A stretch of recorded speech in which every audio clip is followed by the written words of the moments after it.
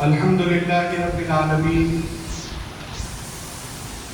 والصلاة والسلام علی سید الانبیاء والمرسلین وعلی آلہ الطاہرین واصحابہ الاکرمین اجمعین، اما بعد۔ قال اللہ تبارک و تعالی فی کلامہ العظیم: اعوذ باللہ من الشیطان الرجیم، ان الدین عند اللہ الاسلام، صدق اللہ مولانا العظیم۔ وقال تعالی: ان اللہ وملائکتہ یصلون علی النبی یا ایھا الذین آمنوا صلوا علیہ وسلموا تسلیما۔ اللہم صل علی سیدنا مولانا محمد وآلہ وسلم صلاة دائمة مقبولة تؤدي به عنا حق العظیم۔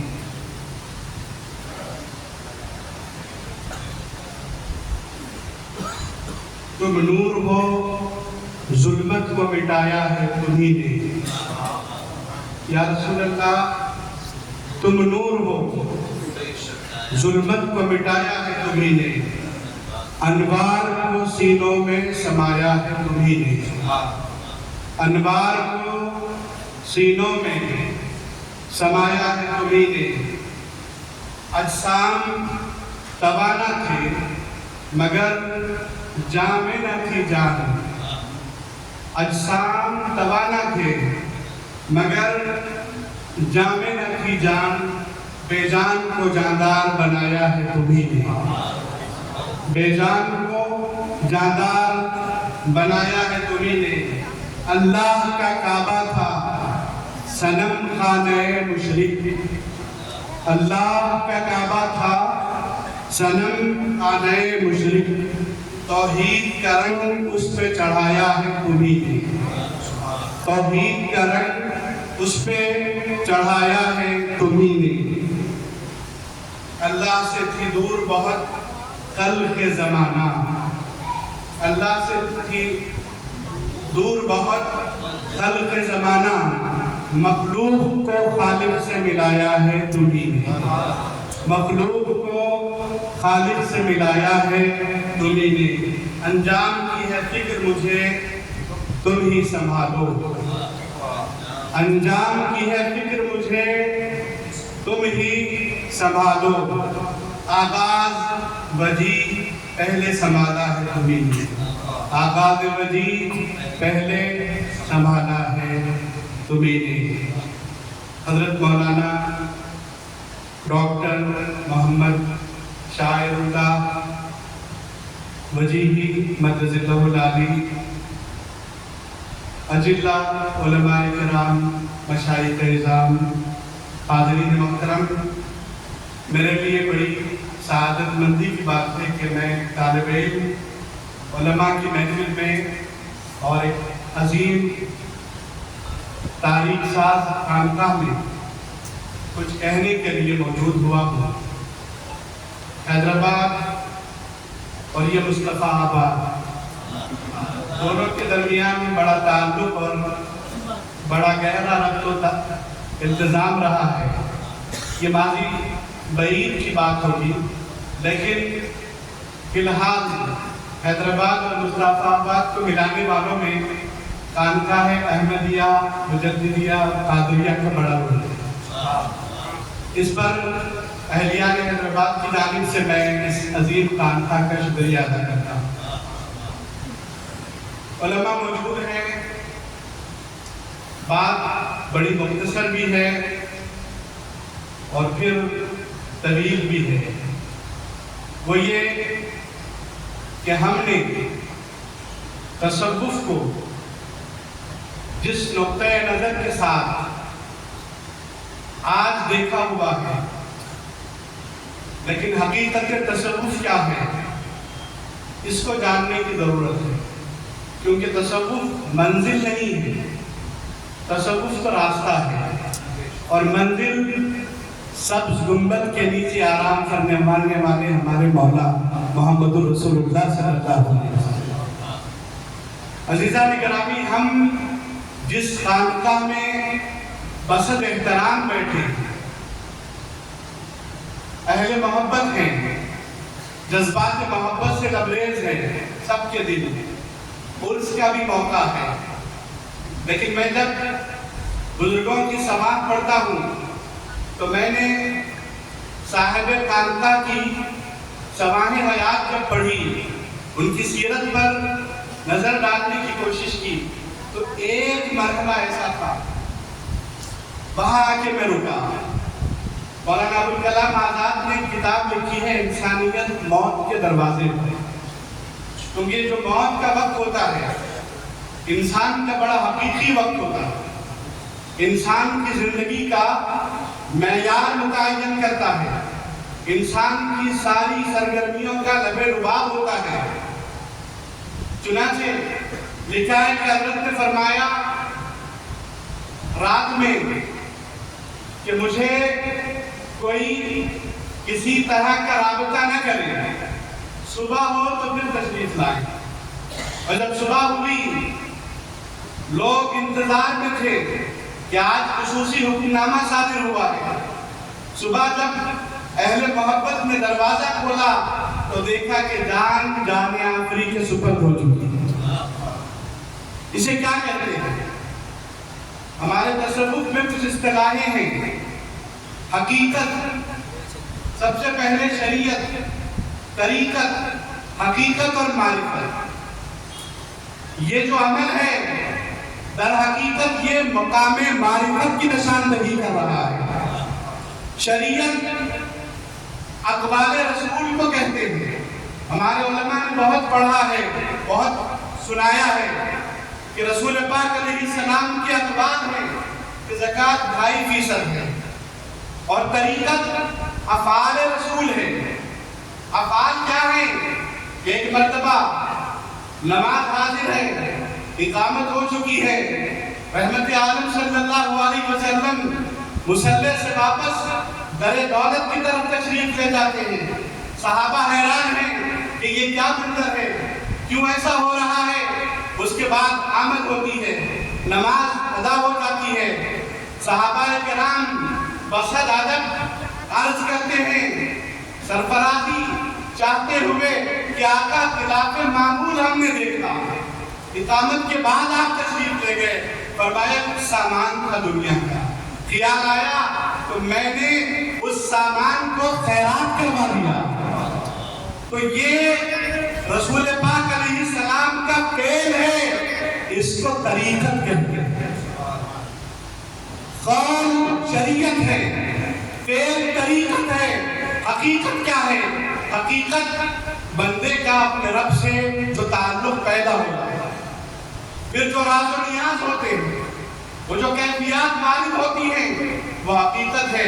ان کیفیات کے بعد ایک منزل آتی ہے، وہ ہے سر کی منزل، راز کی منزل۔ راز یہ تھا کہ اے بندگان خدا، یہ میری رات مولا سے مناجات کی رات ہے۔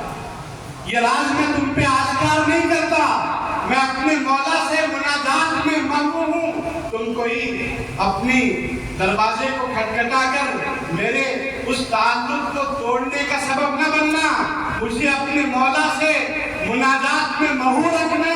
جب وقت آئے گا یہ راز تمہارے سامنے آشکار ہو جائے گا۔ چنانچہ صبح دیکھا گیا تو آپ کا وصال ہو چکا تھا۔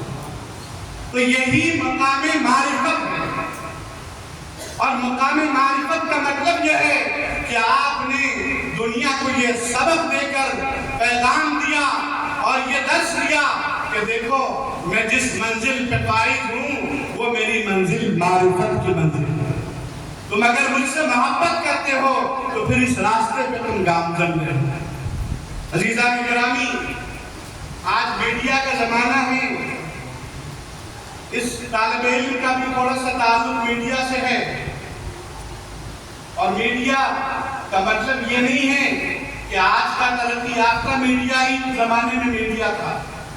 ہر دور کا اپنا تقاضا ہے، ہر دور کے اپنے میڈیا کے انداز ہوتے ہیں. رحمت عالم صلی اللہ علیہ وسلم کا جو زمانہ ہے، اس زمانے کا میڈیا کیا تھا؟ وہ صفا پہاڑ، وہ نسبتاً بلندی پر تھا، مربع سے زیادہ بلند صفا. اب صفا پہ مکے والے پیغام دیتے تھے. بنو ہاشم کی بستی بھی قریب تھی، قافلوں کے جانے کا پیغام یا کسی بھی طرح کا کوئی پیغام دینا ہوتا، اسی صفا پہ صبح کے وقت جمع ہو جاتے، یا صباحات کا نعرہ بلند فرماتے، لوگ جمع ہوتے، پیغام رسانی ہوتی. اس زمانے کا میڈیا وہی تھا. زمانے جیسے تبدیل ہوتے ہیں، میڈیا کی شکل بدلتی. آج میڈیا واٹس ایپ کی شکل میں ہے، فیس بک کی، ٹویٹر کی شکل میں ہے، انسٹاگرام کی شکل میں ہے. لیکن اس زمانے میں بھی یہ تصور تھا. اب میں اپنی اس بات کو اس موضوع کی طرف لانا چاہتا ہوں جس موضوع کے ساتھ میں نے قرآن مجید کی آیت کو تلاوت کرنے کا شرف حاصل کیا ہے. رحمت عالم صلی اللہ علیہ وسلم پر آیت نازل ہوئی، وَأَنذِرْ عَشِيرَتَكَ الْأَقْرَبِينَ. اے حبیب اپنے قریبی رشتہ داروں کو ڈرائیے، اللہ کی توحید کی طرف بلائیے، معبودان باطل سے دور کیجئے، انہیں اسلام کی حقانیت کو سمجھائیے. جب اللہ کا یہ پیغام آیا، رحمت عالم صلی اللہ علیہ وسلم تشریف لے گئے. کہاں تشریف لے گئے؟ اسی صفا پہاڑ. لیکن عربوں کی ایک روایت تھی. ان کی روایت کیا تھی؟ اس پہاڑ پہ ندا کرنے والے کے لیے ضروری ہوتا کہ وہ لباس نہ پہنے، اس لیے کہ بے لباسی ان کے پاس کوئی عیب نہیں تھا، بلکہ باہر سے آنے والوں کے لیے بے لباس ہو کر طواف کرنا ان کی روایت کا حصہ تھا. میں سمجھتا ہوں میری آواز آپ سن پائیں گے. تو عزیزان گرامی، جب وہ آیت مبارکہ نازل ہوئی، رحمت عالم صلی اللہ علیہ وسلم تشریف لے گئے. صلی اللہ علیہ وسلم نے اس وقت پر جو طرز عمل اختیار فرمایا. ڈاکٹر محمد حمید اللہ کو آپ جانتے ہوں گے، یہاں بہت سے علماء جانتے ہیں. صحیفہ حمام بن منبہ جن کی دریافت مستشرقین اسلام پر یہ اعتراض کرتے تھے کہ تدوین حدیث بڑے بات کی بات ہے. تدوین قرآن کے بعد باقاعدہ تدوین حدیث کو عرصہ ہوا، اس لیے حدیث کی جو حجیت ہے وہ مشتبہ ہے. یہ اعتراض مستشرقین کرتے تھے. ہر ایک کے پاس جواب تو تھا لیکن دلیل کے ساتھ کوئی جواب نہیں تھا. ایسے وقت حیدرآباد کی سرزمین پر جامعہ نظامیہ کی فارغ التحصیل ڈاکٹر محمد حمید اللہ نے دنیا کے سامنے صحیفہ حمام بن منبہ کو پیش کیا، اور یہ مستشرقین اور پوری دنیا کے سامنے دلیل پیش کی کہ حضرت ابو ہریرہ رضی اللہ عنہ کے شاگرد نے اسی زمانے میں احادیث کو باقاعدہ اپنے ذوق کے لیے لکھ کر رکھا، اور پھر اس صحیفے کو بعد میں تدوین کرتا بخاری، مسلم اور صحاح کی دوسری کتابوں سے ملایا گیا تو کہیں کوئی فرق نہیں ملتا. جو حدیث کی حجیت کے لیے ہمارے پاس سب سے بڑی دلیل ہے. تو کیا ہوا؟ ڈاکٹر محمد حمید اللہ نے سیرت مبارکہ پر فرانسیسی زبان میں کتاب لکھی. اس کا ترجمہ دنیا کی کئی زبانوں میں ہوا، اردو میں بھی ہوا. اس میں انہوں نے اس نقطے کو بیان کیا کہ عرب جب بھی صفا پہاڑ پر جاتے کوئی اعلان کرتے، کپڑے اتار دیتے، مخصوص جسم کے حصوں کو چھپایا کرتے، ماں باپ ننگے ہو کر اعلان کرتے، اس لیے کہ عربوں کا طریقہ یہی تھا. رحمت عالم صلی اللہ علیہ وسلم اس مقام پر تشریف لے گئے، اور تشریف لے جانے کے بعد آپ نے کیا کیا؟ عربوں کی روایت کے برخلاف اپنے لباس کو اتارا نہیں، لباس نبوت میں آپ سرفراز رہے، آراستہ رہے، اور اسی کیفیت کے ساتھ ندا بلند فرمائی، یا شبابا۔ مکے والے، بنو ہاشم کی بستی والے جمع ہو گئے، انہوں نے دیکھا کہ بلانے والا صبح کے وقت بلا رہا ہے، ہمارے میڈیا پوائنٹ کو یوز تو کر رہا ہے لیکن ہمارے شرائط کی تکمیل نہیں کر رہا، اپنی شرط پر اعلان کر رہا ہے۔ پھر سب لوگ جمع ہو گئے، پھر واقعہ پیش آیا، حضور نے فرمایا میرے پیچھے کوئی چیز ہے کیا تم تسلیم کرو گے؟ کہنے لگے آپ تو صادق و امین ہیں۔ فرمایا بات یہ نہیں ہے، میں تمہیں اسلام کی طرف بلاتا ہوں۔ ان لوگوں نے انکار کیا، وہ چلے گئے۔ لیکن اس پورے واقعے میں سیرت مبارکہ کا یہ پہلو سامنے آتا ہے کہ اے لوگوں، تم میڈیا کو استعمال تو کر سکتے ہو لیکن اس کی اپنی شرائط پر استعمال کرنے کی ضرورت نہیں ہے۔ تمہارے سامنے قرآن و حدیث کی شرائط موجود ہے، اسلام کے حدود و قیود موجود ہیں، تم ان اسلامی حدود و قیود کے مطابق یہ کام کر سکتے ہو۔ صاحب خانقاہ کا تذکرہ تو ہوا، اب دوسرا تذکرہ جن کا عرس ان کے ساتھ ہی آج منایا جا رہا ہے، حضرت مولانا کون جن کا نام ہم بڑے احترام سے لیتے ہیں، پیر طریقت حضرت شاہ محمد وجیہ الدین احمد قادری مجددی رحمت اللہ تعالی علیہ، انہوں نے کیا کیا؟ اس خانقاہ کو مدرسے کی شکل میں دو آتشہ بنا دیا کہ بیک وقت یہ خانقاہ بھی رہے گی، زمانے کے تقاضوں کو پورا کرتا ہوا علوم مشرقیہ کا ایک مدرسہ بھی رہے گا، اور پھر یہ صرف مدرسہ کھولنے والے تو جامعہ کے نام سے شروع کر رہے ہیں ایک کمرے میں، لیکن یہ جامعہ علوم رہے گا لیکن اس کو نسبت صفہ سے ہوگی، اس کے نام کے ساتھ مدرسہ لکھا۔ اور یہ مدرسہ ہے جس کے فارغین ہم حیدرآباد میں بھی دیکھیں گے، دنیا کے پتہ نہیں کن کن علاقوں میں جا کر اسلام کی حقانیت اور موجودہ زمانے کے تقاضوں کے مطابق خدمات انجام دے رہے ہیں۔ عزیزان گرامی، بزرگوں کا مشن اگر تصوف کے واسطے سے ہے تو پھر اب بات آ گئی کہ یہ مشن ہے کیا؟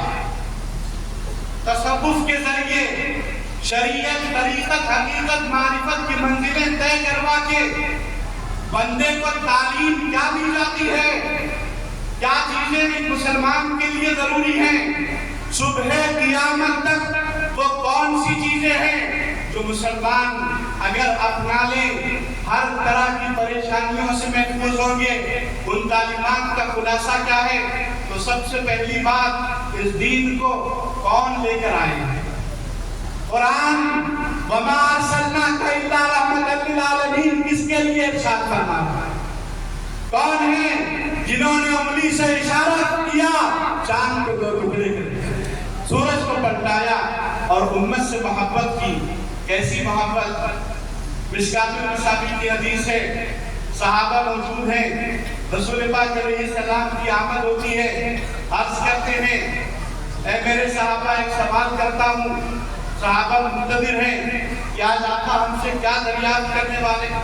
حضور پاک علیہ السلام ارشاد فرماتے ہیں ایُّ الخلق اعجب الیکم ایمانا، اے میرے صحابہ بتاؤ وہ کون ہیں جن کا ایمان تمہیں بہت پسندیدہ ہے؟ صحابہ سوچنے لگتے ہیں، سوچنے کے بعد جواب دیتے ہیں الملائکہ، یا رسول اللہ ملائکہ کا ایمان بڑا عجیب ترین ہے، ہمیں بڑا پسندیدہ ہے۔ حضور فرماتے ہیں وَمَا لَهُمْ لَا يُؤْمِنُونَ وَهُمْ عِندَ رَبِّهِمْ، وہ کیوں ایمان نہ لائیں؟ ان کا ایمان کیوں پسندیدہ نہ ہو؟ وہ تو اپنے رب کے پاس رہتے ہیں۔ کوئی اور جواب ارشاد فرماؤ۔ پھر صحابہ سوچنے لگتے ہیں، پھر عرض کرتے ہیں یا رسول اللہ الانبیاء، انبیاء کا ایمان ہمیں بڑا پسند آتا ہے. حضور فرماتے ہیں وَمَا لَهُمْ لَا يُؤْمِنُونَ وَالْوَحْيُ يَنزِلُ عَلَيْهِمْ.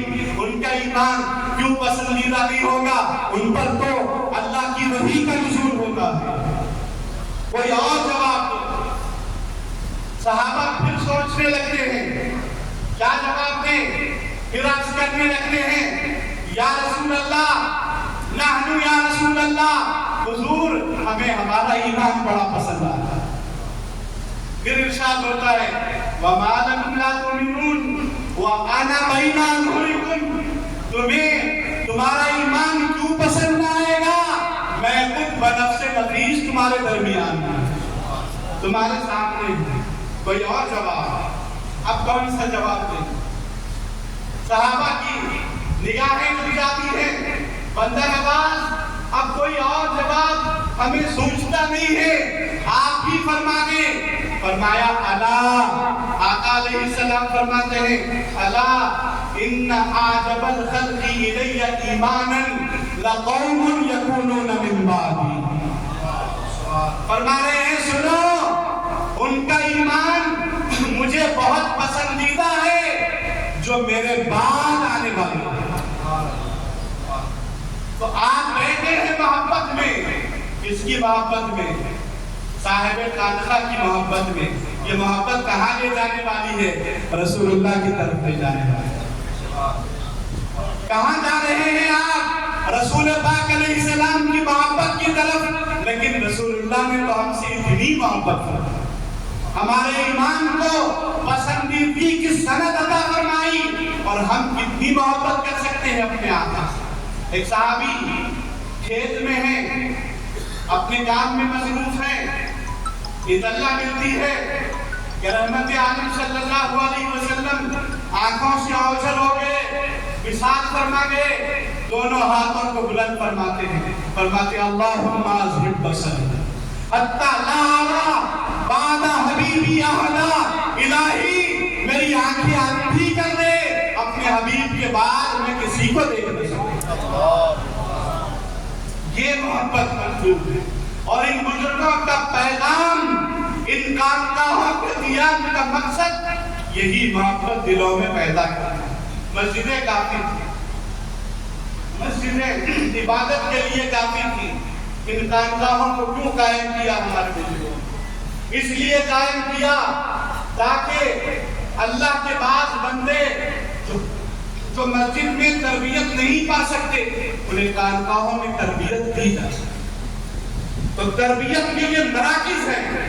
اور اس خانقاہ کو پورے ہندوستان میں پتہ نہیں آپ کے پاس اس کی کیا اہمیت ہے، لیکن اہل علم طبقے کے سامنے خانقاہ احمدیہ قادریہ مجددیہ کا نام آپ لیجئے، لوگ جانتے ہیں، سرچ کرتے ہیں. اس لیے کہ یہ محبتوں کو بڑھانے اور تربیت فراہم کرنے کا عملی مرکز ہے.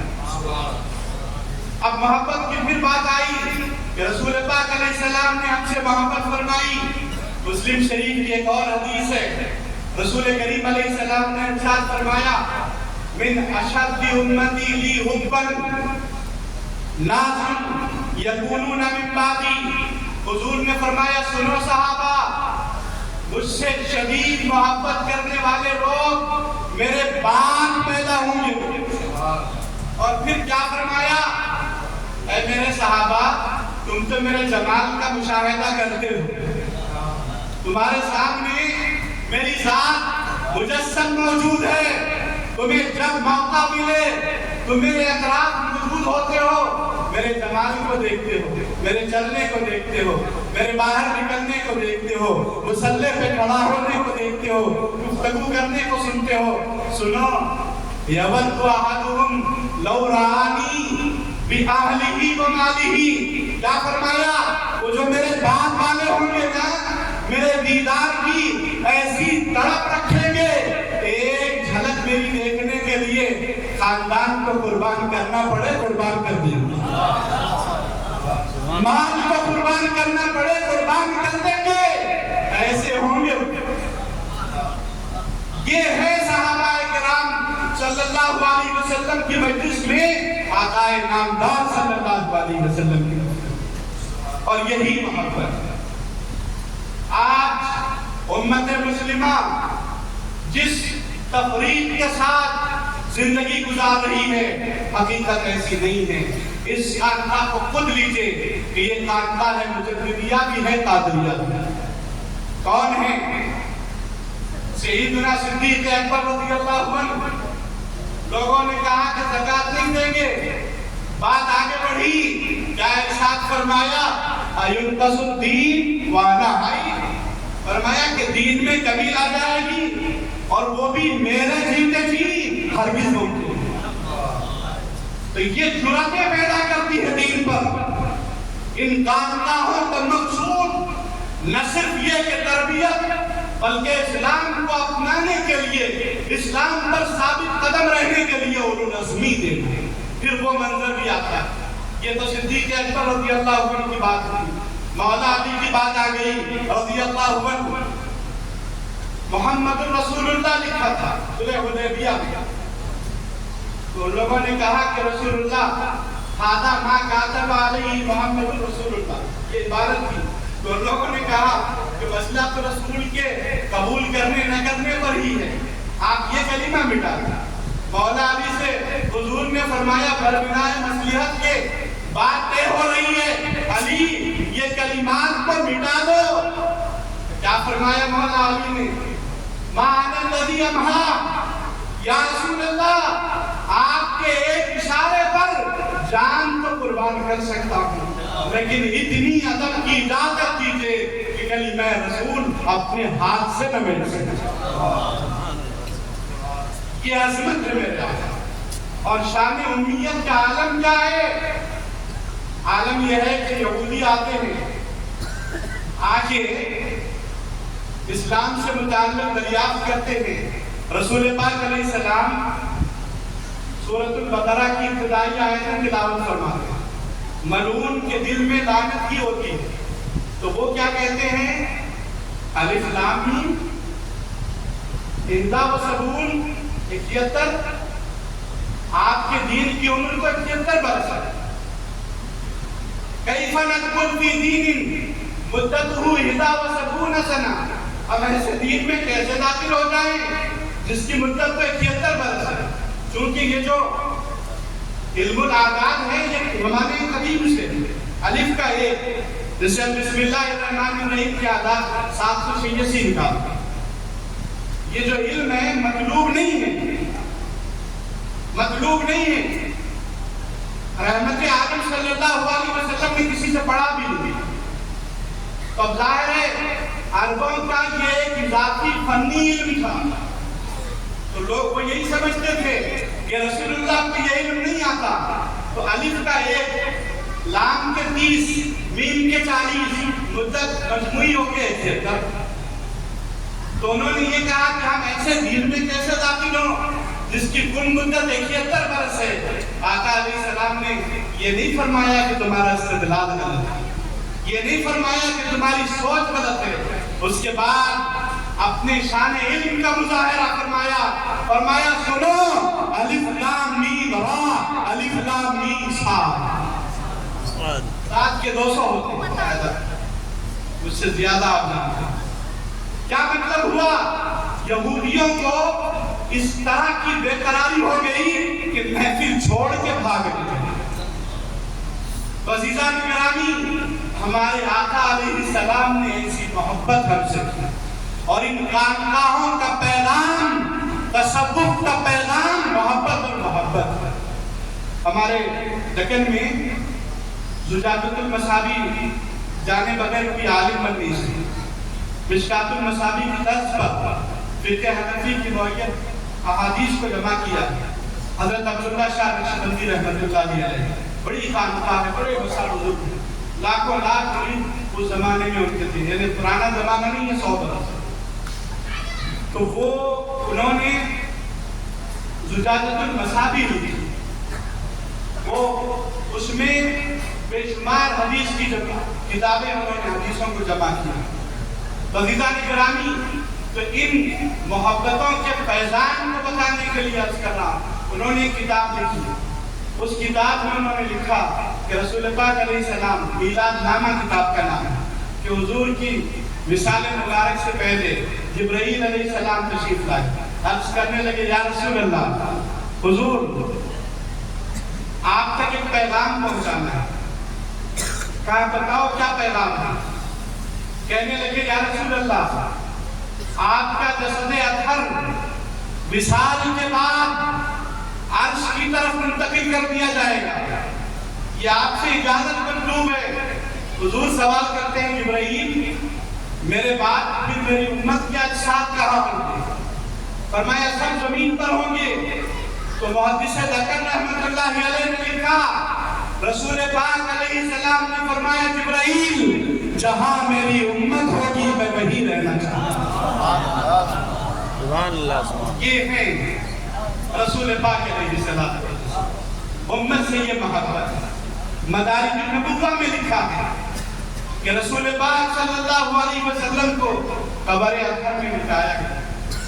حضرت عباس رضی اللہ عنہ، مولا علی رضی اللہ عنہ، حضرت فضل رضی اللہ عنہ، حضرت قسم رضی اللہ عنہ، عمر کے نظر میں قسم ہوتا ہے نا، قاف تامین، حضرت قسم رضی اللہ عنہ۔ اور یہ کون ہے معلوم؟ حضرت قسم رضی اللہ عنہ قبر اطہر میں چہرے اقدس کو آخری مرتبہ دیکھنے کی سعادت انہوں نے حاصل کی۔ یہ فرماتے ہیں مدارج النبوہ میں لکھا ہے کہ میں نے اپنے حبیب کے لمحۂ مقدس کو حرکت کرتا ہوا دیکھا تو میں حیران ہو گیا، اس مرحلے پر لمحۂ مقدس حرکت کر رہے ہیں۔ میں متوجہ ہوا اور میں نے کانوں سے غور کر کے سنا تو میرے آقا کی آواز میں نے سنی، یا رب امتی یا رب، اے اللہ میری امت، اے اللہ میری امت۔ اور پھر یہ ارشاد بھی حدیث کی کتابوں میں موجود ہے، حضور نے فرمایا یا رب الصالحون لک والطالحون لی، اے اللہ نیکوکار تیرے حوالے، گناہگار میرے حوالے۔ عزیزان گرامی، اس محبت کرنے والے آقا کی محبت ہمارے دلوں میں پیدا کرنے والے وہ آقا ہے، یہ بزرگان کرام۔ اسی لیے آج ہندوستان کی سرزمین پر چپے چپے پر اللہ کے بندے رسول پاک علیہ السلام سے محبت کرتے ہیں۔ اور پھر میں عرض کرتا چلوں، یہ بات انتہائی اہمیت کی حامل ہے، حضور سے ہمیں محبت کرنی ہے یقیناً، لیکن اسلام جس بات کا مطالبہ کرتا ہے وہ یہ بھی ہے کہ حضور کے اہل بیت سے بھی محبت کریں۔ کیوں؟ ہم نے قرآن سے دریافت کیا کہ اہل بیت سے محبت کیا ہم پر واجب کر دی گئی؟ فرمایا قُلْ لَا أَسْأَلُكُمْ عَلَيْهِ أَجْرًا إِلَّا الْمَوَدَّةَ فِي الْقُرْبَى۔ قرآن نے جواب دیا، اے حبیب اپنی امت سے ارشاد فرما دیجئے، اے میری امت میں تم کو جو تبلیغ رسالت کرتا ہوں اس کے بدلے میں سوائے قرابت داروں کی محبت کے کوئی اور چیز نہیں چاہتا۔ یہ ہے اہل بیت اطہار، تلواروں کے مقابلے میں سینوں کو پیش کرنے والے، تیروں کے مقابلے میں جسموں کو پیش کرنے والے، اسلام کی سربلندی کے لیے قربانیاں دیتے ہیں۔ اور پھر اہل بیت کی محبت ہوئی ایک اور چیز جس کی محبت کے بغیر ایمان کا تقاضا پورا نہیں ہوتا، کون ہے؟ قرآن جن کے بارے میں ارشاد فرماتا ہے رضی اللہ عنہم ورضوا، رسول پاک علیہ السلام کے صحابہ، بدر حنین میں حضور کے ساتھ شامل رہنے والے، قربانیاں دینے والے، اپنے وطن کو چھوڑنے والے، ہجرت کرنے والے، ہر طرح کی صعوبت برداشت کرنے والے، دین اسلام کو سربلند کرنے کے لیے ہر طرح کی تکلیفیں برداشت کرنے والے، یہ صحابہ ہیں۔ اور تمام صحابہ سے محبت ضروری ہے، اہل بیت کے ہر فرد فریض سے محبت ضروری ہے۔ اگر یہ خانقاہوں کی تعلیمات کا خلاصہ نہیں، کچھ اور نہیں ہے، خانقاہوں کی تعلیمات کا خلاصہ یہی ہے، ایک طرف اہل بیت کی بات آئی تو آقا علیہ السلام نے فرمایا مثل اہل بیتی کا سفینۃ نوح، میرے اہل بیت کی مثال نوح علیہ السلام کی کشتی جیسے۔ صحابہ کی بات آئی اصحابی کا نجوم فبأیہم اقتدیتم اہتدیتم، میرے صحابہ چمکتے ستاروں کے مانند ہیں، جن سے چاہو تم ہدایت حاصل کرو۔ اب یہ دو مثالیں بڑی معنی خیز مثالیں ہیں، یہ کلام رسالت ہے، لسانی نبوت سے جاری ہوئی مثالیں ہیں۔ اہل بیت کو کشتی قرار دیا، صحابہ کو ستارے قرار دیا۔ بزرگ جانتے ہیں ستارے راستہ بتاتے ہیں، منزل پر وہی پہنچ سکتا ہے جس کو راستہ معلوم۔ سواری راستے سے آگے بڑھاتی ہے، منزل کی طرف لے جاتی ہے۔ اگر سواری ہے راستہ نہیں معلوم بھٹکتے رہ جائیں گے، بھٹکتے رہ جائیں گے۔ راستہ معلوم ہے سواری نہیں ہے منزل پہ نہیں پہنچ سکتے۔ گویا آقا علیہ السلام نے موجودہ زمانے کے سارے تقاضوں کو ان دو مثالوں میں حل کر دیا۔ اختلاف برپا کرنے والے، امت میں بے چینی پیدا کرنے والے سبھی کو کہہ دیا سنو میرے اہل بیت بھی ضروری ہے، میرے صحابہ بھی ضروری ہے۔ اہل بیت میں بھی کسی کو نہ چھوڑنا، صحابہ میں بھی کسی کو نہ چھوڑنا، ادھر نہ کسی کی بے ادبی کرنا، نہ ادھر ان سے تعلق کو کمزور کرنا۔ عزیزان گرامی یہی ایمان، خانقاہوں کی تعلیم کا خلاصہ یہی ہے، موازنے نہیں ہوتے، عظمتیں بیان ہوتی ہیں۔ کون ہیں؟ اور ایک عجیب تاریخ ہے، عیسیٰ علیہ السلام کے بعد رسول پاک علیہ السلام کا جو زمانہ ہے یہ دورانیہ درمیان کا 500 برس کا ہے۔ کتنا؟ 500 برس کا دورانیہ ہے۔ رسول پاک علیہ السلام کی بعثت کے بعد غوث پاک رضی اللہ عنہ کے درمیان کا دورانیہ 500 برس۔ پھر اب آپ آئیے، آپ کے قلب میں خوشی کی ایک موج رہنے والے کی، غوث پاک کے بعد مجدد الفسانی علیہ الرحمہ کے درمیانی زمانہ بھی 500 برس۔ یہ سعادتیں ہمارے مقدر میں ہیں کہ ہم غوث پاک سے بھی جڑے ہیں، مجدد الفسانی سے بھی جڑے ہیں، سیدنا صدیق اکبر سے بھی محبت کرتے ہیں، مولا علی سے بھی محبت کرتے ہیں۔ کعبۃ اللہ میں بتوں کو ہٹانے کی جب بات آئی تو شان نبوت کا سوار کون تھے؟ مولا علی بلال سوار۔ اور پھر سور کے موقع پر اوپر جانے کا موقع آیا تو شان صدیق اکبر بن نبوت سوار۔ یہ عظمتیں ہیں، یہ عظمتیں ہیں، ان کو بیان کرنے کے لیے وقت ناکافی ہوتا ہے۔ اور پھر ہمارے بزرگ جانشینی کیسے دیتے ہیں؟ دو طریقے ہیں، مسند دے دی جاتی ہے، مسند حوالے کر دی جاتی ہے، دوسرا طریقہ خرقہ عطا کر دیا جاتا ہے۔ یہ دو ہی طریقے ہیں، مسلسل جاری ہیں۔ کہاں سے؟ ہم نے لیے نہیں، میرے آقا نے یہ تربیت دی کہ صدیق اکبر کو جانشین بنایا، اپنی مسند عطا فرمایا، سجادے پہ کھڑا کر دیا، سجادہ نشین بنا دیا۔ مولا علی کو جب جانشین بنایا، خرقہ عطا فرمایا، دونوں کے سرفراز، دونوں کو عظمت کی بلندی پر معیار پر قائم ہے۔ یہ دونوں کے درمیان کا معاملہ ہے۔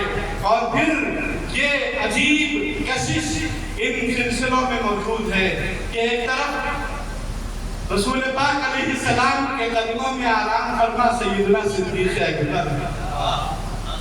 اگر کسی نقشبندی سے پوچھو کہ تمہارے راشن طریق کہاں آرام فرمایا، ان کی گنبد کہاں ہے؟ فرمایا کہ گنبد نہیں ہے، وہ میرے آقا کے قدموں میں آرام ہے۔ یہ سعادت مندیاں ہیں اور ہر سلسلے کو سعادت مندیاں ہیں۔ پھر ایک عظمت اللہ کے رسول علیہ السلام نے ایک طرف مولا علی کو اپنے بستر پہ سلایا، ہجرت کے موقع پر بستر پہ سلا دیا، اور پھر دوسری طرف جانب صدیق اکبر پہ خود آنا پڑا۔ یہ بھی سعادت مندیاں ہیں، اور پھر ان سعادت مندیوں کا خلاصہ یہ ہے افضل البشر بعد الانبیاء بالتحقیق سیدنا ابو بکر الصدیق۔ یہ بھی ہمارا عقیدہ ہے۔ عقیدت مندیوں کی آڑ لے کر عقیدے سے فرار نہیں کیا جا سکتا، اس لیے کہ عقیدت مندی کی آڑ لے کر بعض وقت لوگ عقیدوں سے فرار اختیار کرتے ہیں۔ ہم ویسے نہیں ہیں، اور ہماری سعادت مندی ہے جہاں بلائے گئے ہیں، جس خانقاہ میں جس مدرسے میں آمد ہوئی ہے، یہاں بھی عقیدے کو اولیت حاصل ہے، اور یہی پیغام ہے، اور اسی پیغام میں عافیت بھی آتی ہے۔ عزیزان گرامی، ہمیں زمانے کے رخ کو سمجھنے کی ضرورت ہے۔ آج مدرسہ بورڈ کا جو آپ کے سامنے خوشی کا مرحلہ آیا، لیکن میں بس ایک اشارے کے ساتھ یہ بات عرض کرنا چاہتا ہوں، آپ علم، علماء، مدارس، مساجد سے وابستی برقرار رکھیں۔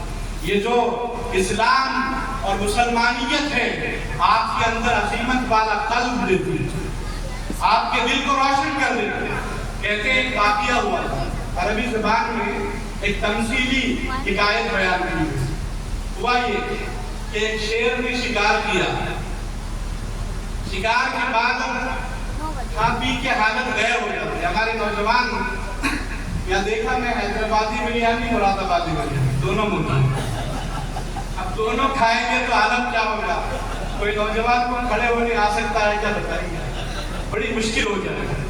تو شیر صاحب بھی بڑا کھا پی کے بیٹھے تھے، ایک بندر کو شرارت سوچی، وہ اچانک آیا اور تھپڑ مارا۔ اب وہ بیچارہ اپنی عزت کے لیے بے قرار ہو گیا، چھلانگ لگایا، دست لگا کے گیا تو وہ آگے بھاگ رہا ہے، یہ پیچھے۔ وہاں پر ایک ٹیلا تھا، تیزی سے بندر آگے بڑھا، اترا تو ایک اخبار تھا لے کے بیٹھ گیا۔ شیر جب راستہ کاٹ کے آیا، دیکھا بندر ہے، ہاتھ میں اخبار ہے، کہنے لگا میاں کسی بندر کو بھاگتے ہوئے دیکھے ہو؟ وہ بھی سمجھ گیا کہ بادشاہ سلامت مجھے پہچانے نہیں۔ کہنے لگا بادشاہ سلامت آپ کون سے بندر کو ڈھونڈ رہے ہیں؟ کیا آپ اس بندر کو تو نہیں ڈھونڈ رہے جو ابھی ابھی آپ کو تھپڑ مار کے آیا ہے؟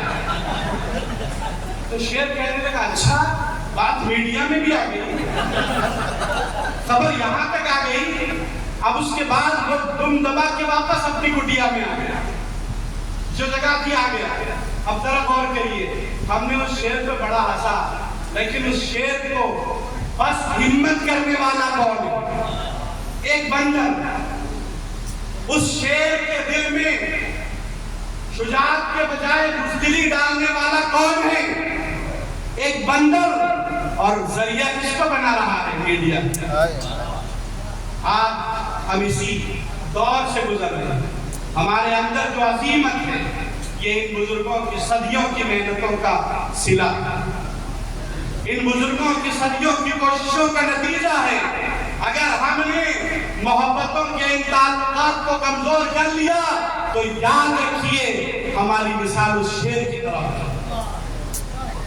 آج ہمیں بزرگوں کے اس پیغام کو سمجھنے کی ضرورت ہے کہ تعلیمات تصوف کا خلاصہ یہی ہے، رسول اللہ سے محبت، پھر دوسرے کس سے محبت؟ اہل بیت سے محبت، تیسرے صحابہ سے محبت، چوتھی چیز کون؟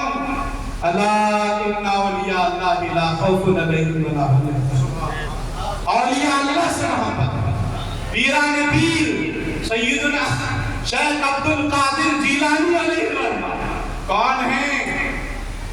ہر ولی کسی نبی کی صفت پہ ہوتا ہے، پیران پیر کس کی صفت پر؟ آقا علیہ السلام کی صفت پر، آپ کے خصوصی عنایات ہیں پیران پیر پر۔ کہتے ہیں کہ ایک مرتبہ آپ نے تفسیر پڑھی ہوگی سیرت کی کتابوں میں کہ وہ جس گوشت میں یہودن نے زہر ملایا تھا وہ بوٹی کہتی تھی آقا میں مسموم ہوں، مجھ پہ زہر گوشت بات کرتا تھا نا. یہ آقا علیہ السلام کی خصوصیت ہے. ایک مرتبہ پیران پیر کے زمانے میں جو قصائی تھا وہ روزانہ ایک بکرا ذبح کرتا گوشت بیچتا گھر چلا. ایک دن ایسا ہوا کہ وہ جو بکرا تھا وہ مر گیا. اب وہ سوچنے لگا کیا کروں، اگر یہ میں ذبح نہیں کروں گا بیچوں گا نہیں تو گھر کیسا چلے گا، بچے کیسا کھائیں. اس نے مردہ کو گوشت بنا دیا ذبح کیے بغیر اور لے کے جانے لگے. اتفاق سے پیران پیر کا گزر ہوا. جب پیران پیر گزر رہے تھے اس گوشت نے آواز دی کہ شاید میں حرام ہوں، مجھے یہ لے جانا. ادھر سیرت کا وہ واقعہ آپ کے سامنے. یہ ہے شان محبوبیت، یہ ہے پیران پیر کی عظمت. میں ہمارے عام حضرات کے لیے ایک اور مثال حکایت بھی بیان کر دوں کرامت کہ 12-13 برس کے تھے پیران پیر. والدہ محترمہ کو متفکر تھے اور کر رہے ہیں فکر میں.